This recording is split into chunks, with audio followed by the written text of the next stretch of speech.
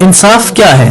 انصاف کرنا نہ صرف حکمرانوں اور بادشاہوں کے لیے ہونا چاہیے، بلکہ انصاف ہر انسان کو ہر انسان پر کرنا چاہیے۔ بھائی کو اپنے بھائیوں پر کرنا چاہیے، والد کو اپنی اولاد پر کرنا چاہیے، کیونکہ یہ انصاف کرنے والا جو ہے نا، یہ بہت بڑے اجر کا مالک بن سکتا ہے۔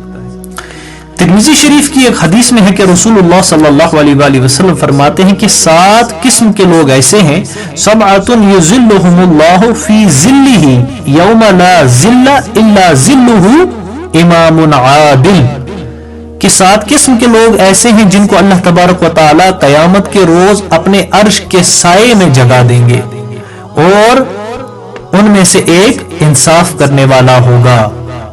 سبحان اللہ۔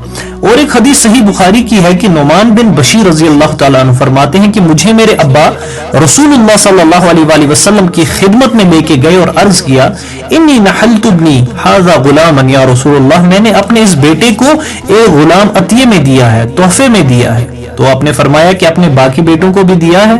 تو آپ نے کہا کہ نہیں۔ بولا اس سے بھی واپس لے لو، کیونکہ ان کو نہیں دیا تو اس کو بھی مت دو، انصاف کرو۔